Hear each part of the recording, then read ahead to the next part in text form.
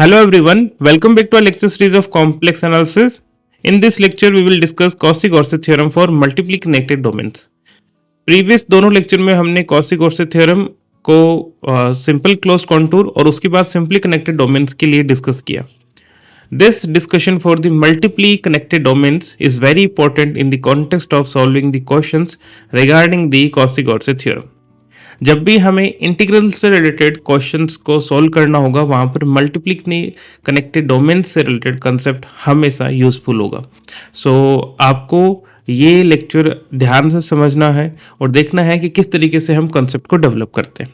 Okay, सबसे पहले हम बात करते हैं कि मल्टीप्ली कनेक्टेड डोमेन्स होते क्या है ना. हमने प्रीवियस लेक्चर में सिंपली कनेक्टेड डोमेन्स के बारे में डिस्कशन किया था and we have given the definition of simply connected domains और हमने कहा जो डोमेन्स सिंपली कनेक्टेड डोमेन्स नहीं होते हैं वो मल्टीप्ली कनेक्टेड डोमेन्स हैं. बट सिंपली कनेक्टेड डोमेन्स क्या है एक बार हम फिर से समझते हैं. मान लीजिए हमारे पास किसी भी तरीके का कोई भी स्ट्रक्चर है कॉम्प्लेक्स प्लेन में. अगर हम इसमें कोई भी क्लोज कॉन्टूर को कंसिडर करें, suppose this is any close contour, it may be a circle और it may be any closed contour like this. Okay, so this is any C, this is any C, or this is any closed contour. Okay, so when we shrink this particular closed contour into a point and that point lies inside this domain only, then this will be simply connected. वैसे ही यहाँ पर अगर हम इस green जो भी closed contour है इसको हम कम करते जाएं और एक पॉइंट पर लेके आ जाएं तो वो पॉइंट इसी डोमेन के अंदर रहे. पहली बात तो ये कि हम उसे पॉइंट की फॉर्म में श्रिंक कर पाएं और दूसरा वो पॉइंट इसी डोमेन में रहे तब हम उसे सिंपली कनेक्टेड डोमेन बोलते हैं. अगर कोई डोमेन इस फॉर्म का नहीं है, जैसे for example we are having domains like suppose this is any domain and inside this domain we are having a whole of this kind. Okay, now if you think any circle or any closed contour which is lying inside this particular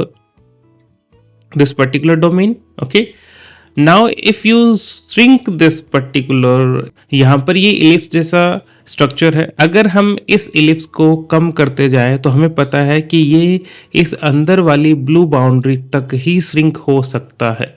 इसके बाद जब हम इसे shrink करेंगे, suppose we are going to have this kind of structure here. Okay, हमने इसको shrink करके इतना बना लिया है. ठीक है, ये श्रिंक होने के बाद ऐसा हो गया. बट आप अब देख पा रहे हैं क्योंकि हमारे लिए डोमेन के पॉइंट्स कौन से थे, इस ब्लू बाउंड्री के अंदर और इस ब्लू बाउंड्री के बाहर, राइट. तो अभी ये जो पर्टिकुलर इलिप्स है जिसका स्मॉलर वन है ये तो इस डोमेन में नहीं है. मतलब अब हम जब इसको श्रिंक करते जा रहे हैं तो ये इस डोमेन से बाहर ही चला गया है. जब कभी भी ऐसा स्ट्रक्चर होता है तब हम इसे मल्टीप्ली कनेक्टेड डोमेन बोलते हैं. This is a multiply connected domain. Multiply connected domain. Okay, and these two are simply connected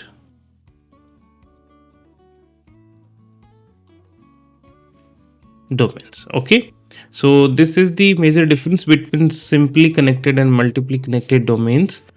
और यहाँ जो मेन बात यह है कि हमेशा हम कोई भी क्लोज कॉन्टूर को डिस्कस कर सकते हैं. अब नेक्स्ट डिस्कशन ये है कि हमने सिंपली कनेक्टेड डोमेन्स के लिए कॉची-गॉर्सी थ्योरम को डिस्कस किया. मल्टीप्ली कनेक्टेड डोमेन्स के लिए क्या हम ऐसा कंसेप्ट डिफाइन कर सकते हैं या फिर हमें किसी स्पेशल काइंड ऑफ कंस्ट्रक्शन की रिक्वायरमेंट है so that we can discuss the Cauchy Goursat theorem. तो अभी हम उसी कंस्ट्रक्शन के बिहाफ पे we are going to define the Cauchy Goursat theorem for multiply connected domains. Okay, so let us state the theorem and then we will prove this theorem, and while proving this we will construct or we will discuss how to deal this kind of multiply connected domains. So now let us write the statement of the theorem. So I'm writing Cauchy-Gaussian theorem for multiply connected domain. अगर आपको definition के बारे में पूछा जाए तो आप कैसे लिखेंगे? You will write like first the definition of simply connected domain, then you will say those domains which are not simply connected are said to be simply connected. Okay, that will be the simple definition. तो आपको चाहे simply connected पूछा जाए या फिर मल्टीपली connected domains के बारे में पूछा जाए, all you need to write the definition of simply connected domains. और अगर मल्टीपली कनेक्टेड डोमेन्स के बारे में पूछ रहे हैं तो just write one line that domains which are not simply connected are known as multiply connected domains. Okay, so this is the theorem, and this theorem says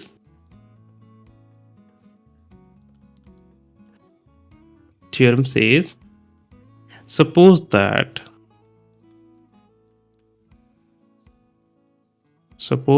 the first supposition is C is a simple closed contour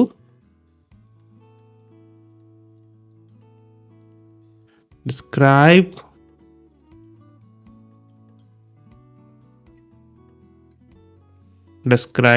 in the counterclockwise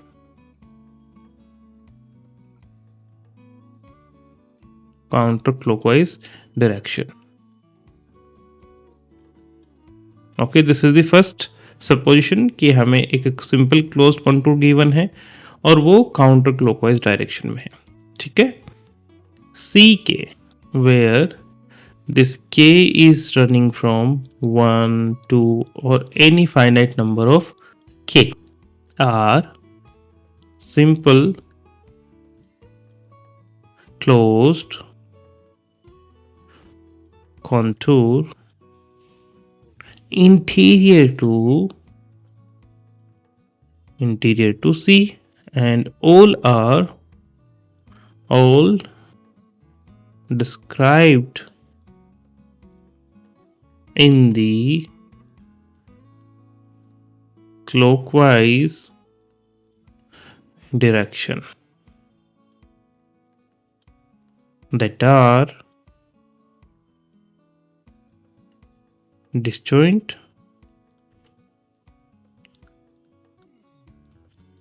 and whose interior have no points in common. So these are two supposition. हमारे पास structure ऐसा है कि कोई भी domain given है, उस domain के अंदर भी हम इसकी बात कर सकते हैं, क्योंकि मल्टीपली कनेक्टेड डोमेन्स के लिए हमें डिस्कस करना है। तो ये दोनों सपोजिशन के through we can construct a multiply connected domain, right. अब यहाँ पर खास बात क्या है कि दोनों ही तरीके के कॉन्टूर्स, जैसे यहाँ पर हमें गिवन है सिंपल क्लोज्ड कॉन्टूर, ये भी काउंटर क्लॉकवाइज डायरेक्शन में है और ये clockwise direction में। okay, the both are in the opposite direction. okay, the same discussion can be done for the counter clockwise direction also. okay, अब ये स्ट्रक्चर कैसा है, इस सपोजिशन के बिहार पे we are concluding something that if a function f is analytic on all of these contours and throughout the multiply connected domain consisting of these points inside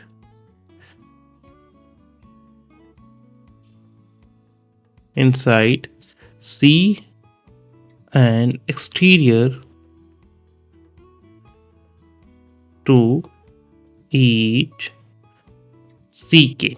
Then we have this conclusion that integration along C of fz dz plus sum of I running from 1 to or k running from 1 to n integration along ck of fz dz this is equal to 0. Okay कई books ऐसी हैं वहाँ पर अगर सी के का direction और सी का डायरेक्शन दोनों सेम ही है तब यहाँ पर नेगेटिव साइन आ जाएगा. ऑब्वियसली जब हम ओरिएंटेशन ऑपोजिट करते हैं तो इंटीग्रेशन नेगेटिव हो जाता है. Okay so this is about the Cauchy-Gaussian theorem for multiply connected domains, right? Now we will write the proof of this particular statement. जब हम इसका कंस्ट्रक्शन लिखेंगे जो भी हमें सपोजिशन गिवन है वो कंस्ट्रक्शन ही हमें अलाउ करेगा to write the proof of this particular statement. Okay and this is very important क्योंकि यहाँ से हम एक नया स्टेटमेंट बनाएंगे that is the principle of deformation of curves और वो हमें बहुत हेल्पफुल रहेगा जब भी हम कैलकुलेटिव पार्ट को देखेंगे. ठीक है, आई विल शो यू कि किस तरीके से ये थ्योरम इंपॉर्टेंट है. Okay so for the construction I am taking the suppositions only. So let this is our complex plane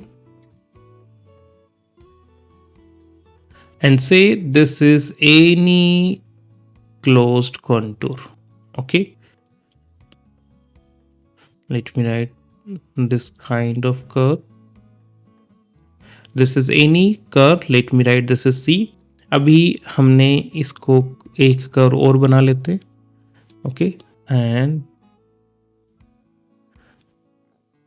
अभी ये जो डोमेन है वो मल्टीप्ली कनेक्टेड डोमेन नहीं है.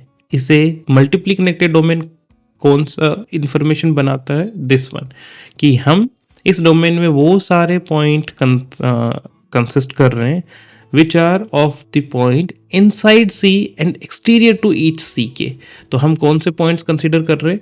इन सारे ये जो कर्व्स हैं इनके तो एक्सटीरियर में और इस कर्व सी के इंटीरियर में. Late me call this is C1 curve, this is C2 curve. Okay यहाँ पर C3 C4 कितने भी फाइनाइट नंबर ऑफ होल्स हो सकते हैं.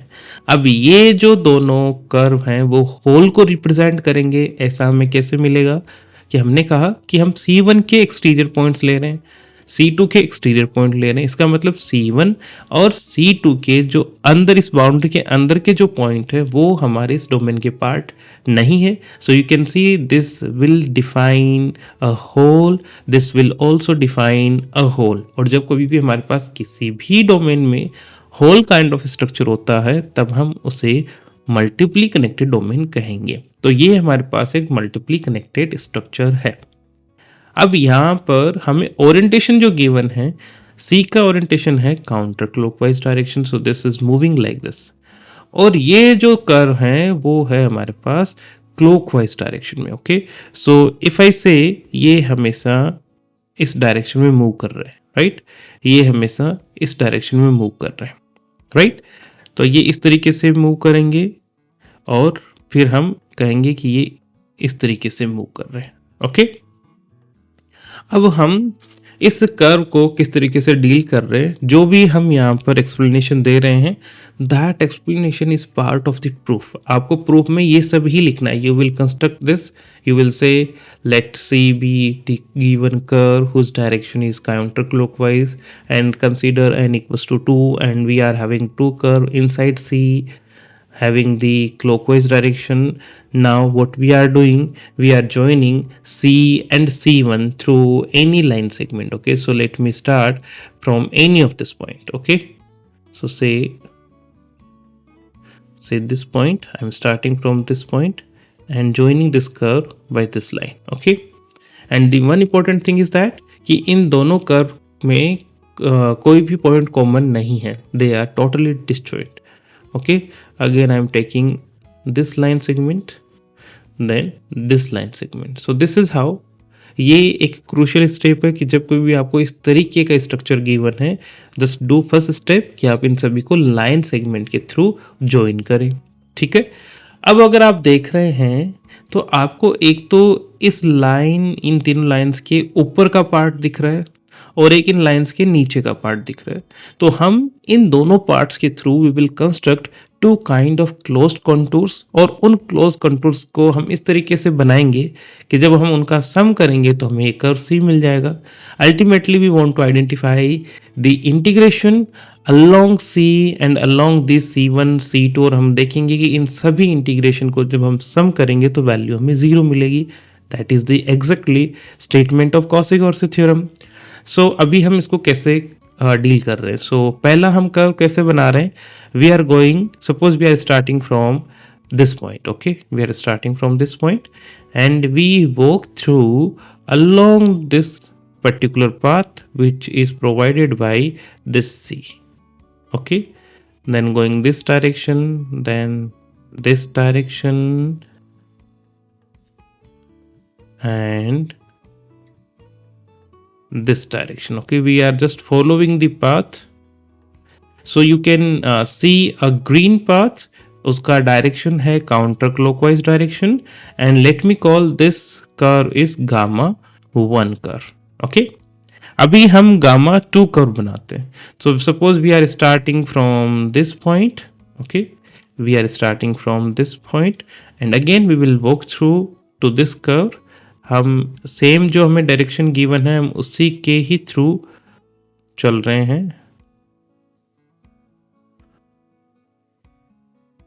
ये C1 का डायरेक्शन है, फिर हम इस लाइन पे आ गए हैं और फिर हम यहाँ से वापस उसी पॉइंट पे आ गए जहाँ पर हमने स्टार्ट किया। तो late me call this curve is gamma 2 curve. Okay, अब आप देख पा रहे हैं अगर हम इस ग्रीन कर्व और इस ब्लू कर्व को ऐड कर देंगे तो हमें इस कर्व को, ये कर्व और ये कर्व, सारे ही कर्व्स का इंटीग्रेशन मिल जाएगा। Okay, so what we will do is we will identify the integration of gamma 1 and gamma 2, and that integration will define the integration along this C, integration along C1 and integration along C2.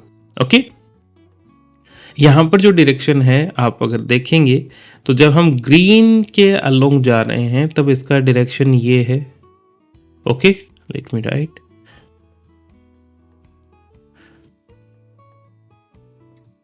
तब तो direction ये है और यहां पर भी direction ये है।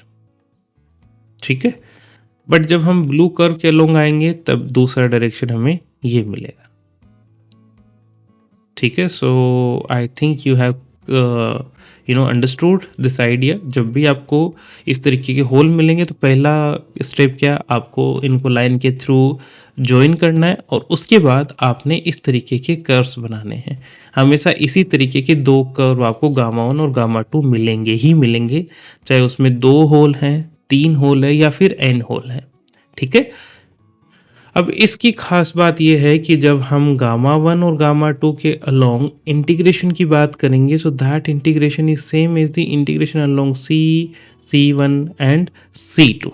ओके, सो यहाँ से एक सिंपली हम ऑब्जर्वेशन देख रहे हैं, क्योंकि ये गामा 1 और गामा 2 दोनों मिलके इन सारे कर्व का फॉर्मेशन कर रहे हैं। तो we can say that gamma 1 plus gamma 2 is same as C plus C1 plus C2।